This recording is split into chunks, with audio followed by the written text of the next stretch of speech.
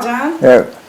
Good evening. It's August 24th, 2025. It's Sunday. We're in Studio 6E today. And it's my pleasure and distinct honor to be speaking with Mr. John J. Jeckovich. How are you doing today, Mr.? Very good, thank you. You're looking well. Did you have a good dinner? Yeah. Tell us a little bit about your morning. How things go this morning. With that interviewer? Yeah, how'd the interviews go? He talked and talked and talked. I don't know. It's his job. He goes around. Yeah, he works for a World War II museum. Yeah. And he came to visit you, and you had a nice conversation with him? Oh yeah, but I mean. He was a nice guy, right? Yeah. Well, yeah. He's getting paid to do what he's doing. Yeah. Well, that's a good job then. He's a historian. Yeah, that's nice. That's good. He's a historian. That's good. So, what were some of the highlights of the conversation? What was the highlights? Yeah. Well, he's telling me about the experiences he's having. And Right. I'm listening. I said, well, what do you want from me? I didn't say that, but I said, well, what are we up to now? Yeah. He talked and talked and talked, and that's it. Yeah. But he's got a whole book with names in there. Oh, these guys, Over 1,000 names he's got in that book. are these the soldiers that you might have fought with? Huh? Are these some of the soldiers you might have fought with? Again? All these names, were these some of the soldiers you recognized their names? No, they were all written in the book. His book. Okay. So it was a pretty good morning then, right? Huh? Yeah. It was a pretty good morning then, right? Well, I'm glad to get rid of him. My God.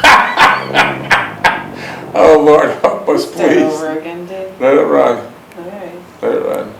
So, do you like our interviews better? Huh? Do you like our interviews better? Who? Do you like our interviews better? Well, yeah. I mean, he's going on and on and on and on. Well, restoring history. I mean, That's right. It's important. he's getting. Let me keep going. Well, he's getting all the facts, right? Yeah. Wow, who would ever think after 80-some years of you being drafted that everyone's still talking about it? Why? The war. Everyone's still talking about World War II. We're trying to remember it, put the pieces together. Yeah. And hopefully we don't ever have another world war. God, no, please, no. War is a miserable and just a horrible thing. But all in all, you had a good day then, right? Well, that's his job. He goes out. Well, that's good. He's got a whole book of names in there. Yeah, well, it sounds like a good job. It's better than digging ditches, I can tell you that. So, what were some of the questions you remember? Questions he asked me. He didn't ask me many questions. He just talking and talking. Okay. Okay. Another person from another World War museum wants to interview you. Oh, So let's hold off. Huh? Hold off. Yeah, I want those guys. Okay. All right. They're getting paid to do that. That's all right. Someone's got to make a living. We certainly are. Okay, Mr. Jeckovich was from Company H, the 2nd Battalion of the 291st Regiment of the 75th Infantry Division of the U.S. Army during World War II. Mr. Jeckovich lives by the motto, yesterday is history, tomorrow is a mystery, and today's a gift. Yeah. Every second is a gift, right? Yeah. I asked him, are you in the service? He said, I've never been in the service. Oh, I didn't know that. And he's old enough to be in the service. Yeah, I didn't see him. I didn't meet him. So, These guys go around just getting paid for yakking, that's all. is there anything else you want to say about it? No. Okay. He was here a good hour. Good hour, so. Yeah. Well, I hope a lot of history was written. Do you have any of those, could you come here a second? Yeah. Any of those pictures I gave you yesterday, you have in your purse? No, I have him in his room. Okay, how about him and his mother? In the room. Oh, okay. Did you want to give me one or no? Well, they're kind of small. Oh, well, I'm just looking at them right here. All right, I already showed them to them. You want me to go get them? I don't know. I was letting them look at them. That's all right, never mind. Okay. Mr. Jeckovich was drafted in World War II. And by the way, you look nice in ODs. ODs. Yeah, what's that stand for, ODs? Oh, olive drab. Yeah, you look very nice. You look 15 years younger, Mr. Jeckovich. Mr. Jeckovich was born in 1925, and now here we are Yeah. in 2025, and Mr. Jeckovich is knocking on the door of 100. I don't know of any people that are 100. I really don't. If you listeners, you please text me 407-366-0000 and tell me your story if you know a person that's alive and well and that's 100 years old. We'd like to hear it. Mr. Jeckovich still reads 3 newspapers in the morning with no glasses, 1 book a week, and shake your hand and knock you to the ground. No prescriptions, no vitamins ever. And you had a pretty clean life, huh? Yeah. Wow. Jogged for 80 years, or maybe 85 years. I could be off, but it's something in that area. Wow. You said you blinked your eyes at 20 and now you're 100, right? Yeah. Where did time go? Where did time go? Who knows? Who knows? How old do you feel today? Huh? How old do you actually feel today? 20. 20, I like that. I like that. Why not? Why not? I like that. Amber's back. Your great-granddaughter's back. Is that She's right? back in town. Your great-granddaughter's back in town. She'll be coming by tomorrow to say hello and wish you the best. Amber usually comes 4 or 5 days a week, but she was out with her girlfriends. They were having a bachelorette party in St. Augustine. She's a nice girl. Got very nice friends. Very nice friends. Yeah.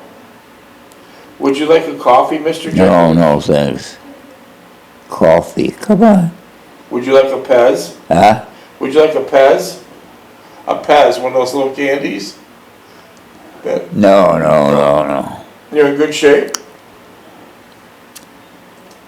I was just trying to go over my notes because we have a lot of text coming in all the time. Some guy asked if you have any souvenirs from the World War II. Just that knife. What was that? That knife. I just got the jackknife. Where is that? Something they sold Where did you find this? in the kitchen in the house in Grand Ole, Belgium. And where? Kitchen in the house in Grand Ole, Belgium. No kidding. And you had that for like 70 years, right? Yeah, it's gone now. Then it disappeared. Yeah. Where are all these things going? Well, I don't know. They come in, they steal it. You have like about 17 medals, and we couldn't find any of those. But All the medals and that, they're all gone. yeah, but a lot of soldiers got other kind of souvenirs. A lot of them. You said one top-ranking officer got a boat as a souvenir, and he shipped it to the United States. Yeah, he got away with customers and everything. No kidding. That was a $3 million boat. No kidding. Brought it all the way. He had the right connections. Yeah, the right connections. Yeah. Was there a lot of black market during the war? Oh, yeah. For clothes, food, and everything. Everything, huh? Wow. Wow. So Mr. Jeckovich said he blinked his eyes at 20 and now he's 100. Where did the 80 years go? Yeah. You know? Listen, boys and girls, it's a short dance around the sun. It goes by quickly. You know? You're just visiting this planet and you might not think. You might not think it goes by quickly, but listen to this man. He's very truthful. He says he blinked his eyes at 20, he's 100. It goes by quickly, so enjoy every day. You know, life is very strange. You arrive on this beautiful earth with nothing. You spend your entire and whole life chasing everything. New cars, new houses, new watches, new clothes. Oh, anything from A to Z. But guess what? You're going to still leave with nothing. You've never seen a hearse pulling a U-Haul trailer. So make sure your soul gains more than your hands. It's very important. Make sure your soul gains more than your hands, because you're not taking it with you. You're not taking it with you. Yeah, you're right. Mr. Jeckovich, we get a lot of repetitive questions every day, but we're going to answer them due to the fact that the first-time listeners is important to them. It's repetitive to us, but that's okay. With respect to the first-time listener, we're going to answer them. For example, talk to us about longevity. How did you make it to 100? How did I make it? Genes. It was the Genes. Genes. Okay. Clean living. Clean living. And the running. Both your brothers are gone, right? And the running, yeah, jogging. Both your brothers are gone, right? Uncle J. Keegan passed. And Uncle Steve? Yeah. Uncle Lookie? Yeah. And your Aunt Sally, they're all gone, right? Sally is in West Virginia. No, She's no, Box City. your sister, Sally. My sister, Sally? Yeah, she's gone. Yeah. So you're the last survivor. Yeah. Wow. You're doing pretty well. I have to imagine that you're doing pretty well. So genes. What about your book? How many pages? 849. Wow. I know you didn't have Google. I know you didn't have a laptop. How did you put this big, beautiful book together? Yellow pages. No, I want to show me what do you got? Oh, I don't have it. Okay. Yellow legal pads, right? Yeah. 17 minutes. The yellow legal pads. Wow. Is your book for sale? No. Not for sale, we know where to buy it. The book was written not about money. There's nothing to do with money. He's good in that department, believe me. You know, we talked about people outliving their money. You could easily outlive your money at 50s and 60s. It's expensive getting old, right? Right? Yeah. So you gotta be very careful you don't outlive your money. If you're younger, in your 20s and 30s, you should start thinking of a plan, a serious plan on how you could have a passive income of maybe 5 and 6 figures monthly. Because believe me, it's expensive. You want to stay home, and if your knees blow out, if your knees blow out and you want to stay home, you're going to have 2 full-time people helping you go to the restroom and changing your clothes and showering and every other things that you took for granted. Then you'll need a cook, a good cook, and then you'll need a driver, and most importantly, you'll need a manager. You'll have a lot of things going on in your life. You don't think you will, but you will. And you need a full staff to stay home, and that is on a conservative level about $40,000 a month. $40,000 a month. So it's time to think now, if you're younger, to figure out how you would do that to stay home. We got a text some months ago, and the couple said, we're retiring at 64, we have our house paid for, clear and free, and we have $1 million in the bank. And I responded, I did not want to be you, because by the example I just gave, if they have a hiccup in their life, and they have to go in a wheelchair and they want to stay home, it's going to cost them $40,000 a month. That's almost $500,000 a year. 2 years, your million's gone. It vanished. And that's not luxurious living. That's survival living. So this is something for the listeners to think about if you're younger people, because we all believe we're never going to get old, right? We all believe we're not going to get old, right, Mr. Jeckovich? Yeah. But Father Time, he's going to get you. Father Time will get you. So think about it. Think about it. Don't outlive your money.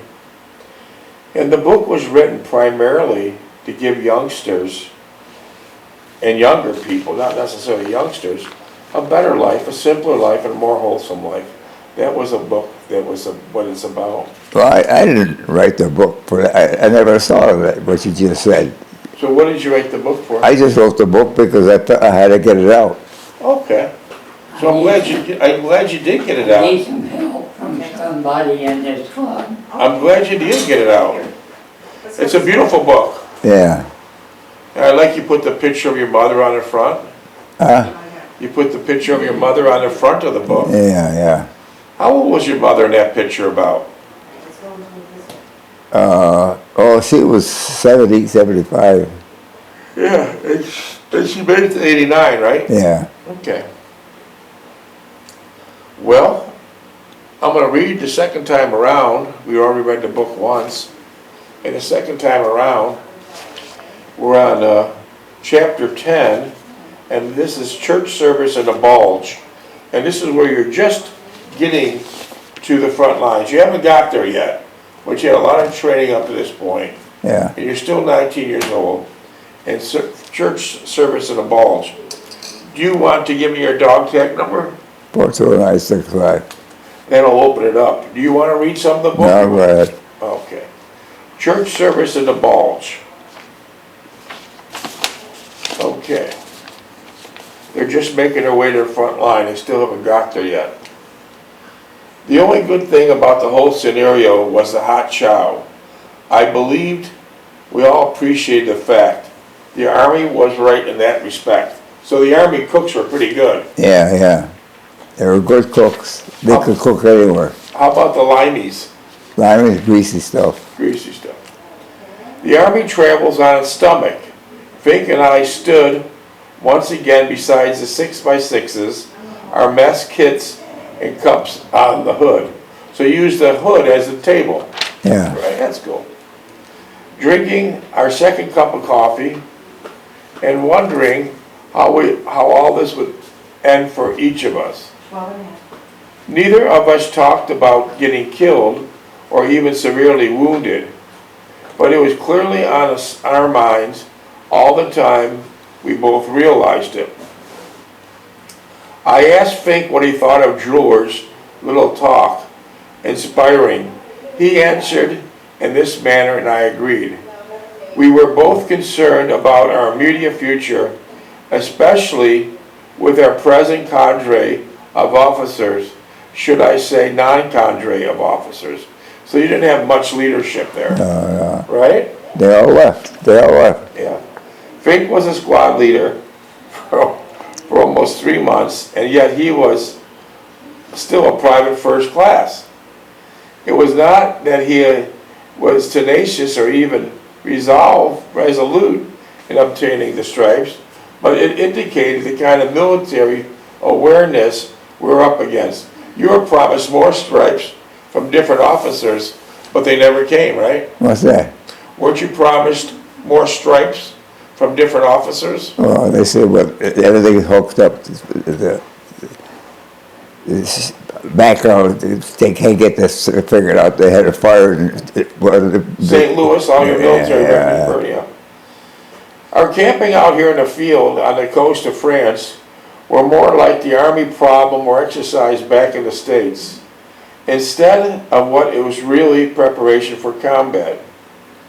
We just could not see the outfit going into combat, but in reality, that was just what we're going to do. So you don't think the outfit was combat ready? Oh, the officer? Your outfit, you don't think that was combat ready? They're never ready. You're never ready. Okay. Okay. That night we pulled guard duty again, but this time it was from 0100 hours to 0300 hours, which was not too bad. Nothing eventful happened during our tour. We challenged several times, but in each case, a GI was wandering around. The password was changed to Foxy Lady. So you change the password nightly? Yeah. At breakfast, did you have any trouble when you're on guard duty? Any trouble? Did you ever experience any trouble when you had guard duty? No, what do you mean trouble? Well, you're on guard duty. Did someone try to get into the camp that wasn't No, allowed? no. So it's easy then, right? Yeah, At breakfast the next morning, we're told to break camp and prepared to be trucked to a nearby train station. Our destination was WWII, Netherlands, but that changed just before we left in Tonguers, Belgium. So they always change their destinations, right? yeah. We made the 250-mile trip in the traditional Homies 40 Chavan and 8 boxcars, while post and the motorized elements traveled by road. The 9th Army was the division had planned on an operation for the division of Geiselhern sector of Germany. But the German breakthrough in Belgium necessitated the attachment of the division of the 7th Corps of the 1st Army. By midnight on 22nd December, the division command post had opened up and the units assembled in Aquire, Belgium. The train ride in the 40s and the 8s was far worse than the channel crossing on the British ship. We were huddled about 30 or 40 in number into these small, dirty French cattle cars with no windows and no seats. Yeah. You just had to stand, right? Stand up, yeah. What did you hold on to so you didn't fall? Yeah. What did you hold on to? Each other. Otherwise you'd fall, right? Yeah. We sat on a dirt-encrusted floor with only a couple boxes of K rations and a canteen full of water for the entire 250-mile trip, which took almost a day and a full night. There were no toilet facilities. The train would stop every 4 hours. The train would stop every 4 hours for a piss call and to stretch your legs. The conditions in the boxcars were intolerable, and only the Army could get away with such a situation. Yeah. It was nasty, huh? Yeah. Varilla was getting worse, and Fink and I were greatly concerned about him. He was displaying signs of withdrawal. What finally happened to Varilla? Well, he stayed with us. Okay. There was no one we could talk to about his condition, for once again there were no officers present on the train. So no officers went on the trains. Yeah. Fink was the only acting squad leader present, besides Sergeant Garson of the 4th Squad. How was Sergeant Garson? Sergeant Garson, he's a young guy, yeah. Sergeant Garson was almost the opposite of Fink.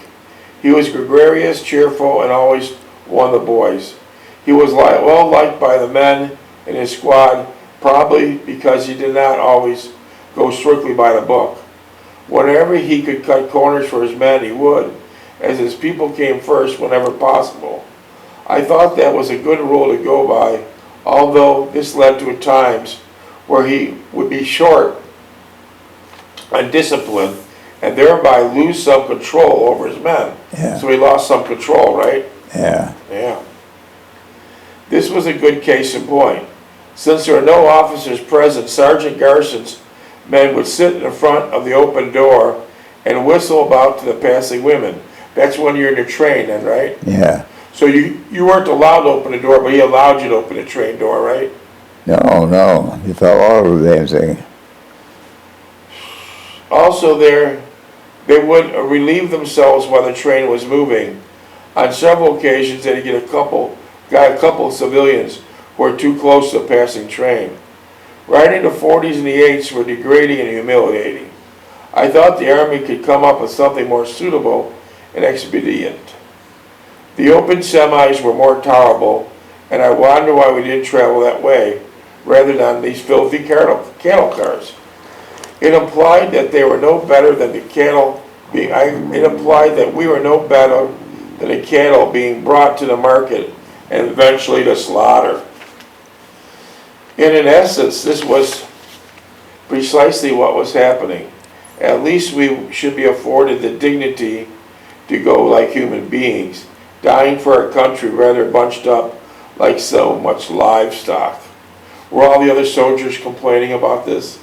Yeah, everywhere they complain, yeah.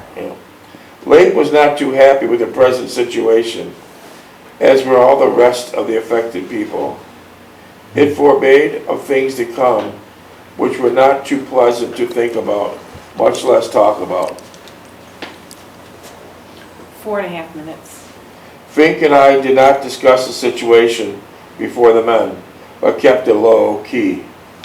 The ride was disagreeable, and the scheduled breaks of 4-hour intervals were unreasonable and practical. Were unreasonable. We could determine when 30 or 50 men, who could determine when 30 or 50 men would be ready to relieve themselves at a designated time? At least Post got a better deal than we were. He had his own transportation and was out in the fresh air instead of cooped up in a dingy cattle car. The longer we stayed in the 40s and 8s, the more odious and oppressive the condition became. Our only hope was that eventual time we would get out of these insufferable contraptions. It was the night now, and it became colder on our last break. We could see some light snow flurries coming down. We had closed the sliding wooden door to keep out some of the wind and cold, and some of the men were using their heating tablets to heat the K-rations. I was not hungry, as the stench and closeness of the compartment drove away most of the hunger I had earlier. I would take a couple swallows of water from my canteen and try to get reasonably comfortable while sitting up and putting my head between my legs. I would think of Jean and our last picnic together and how we sat on the grass, smelling the fresh air and flowers, watching the birds flutter about in the trees. Wow. So that was a very tough ride in those cattle cars. Yeah, Those were trains, right? yeah. How many cattle cars were there? How many were in the group? Cattle, how How many, many cars? probably 6 or 7, And those were all full of men. yeah. And how many engine cars did they have pulling the train? Pulling the train, Yeah, how many did they have? just one. Just one. Was it very noisy? Oh, yeah, it was the diesel. And what about the train ride itself? Was that making soldiers like motion sickness? No, no. No. And the weather was getting really cold. Yeah, they weren't going very fast. They were probably not able to go over 40 miles an hour. I see. And then you went through towns, right? Yeah, And was there many? You were still in safe territory, right? yeah. So would the townspeople be waving at you? No, they will, depending, they waved to us. They would figure we were liberators. We were liberators for them. Okay, they were happy to see you. Yeah. I see. And so eventually, where did this train ride end? At some field out in swamp someplace. So it was to another field, Yeah, and you had to meet Post there, the guy that was bringing all your equipment, right? yeah. Well, Post he's got the trailer 50 miles back someplace. Our cot, the field's bag. Was he there waiting for you?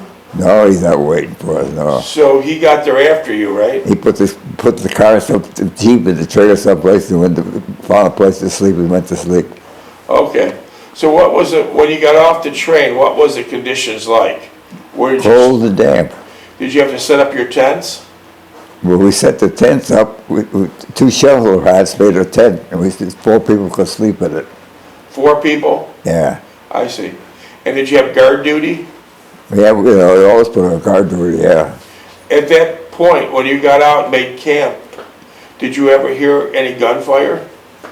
We hear the artillery ahead of us. The artillery was bombing Berlin? Yeah.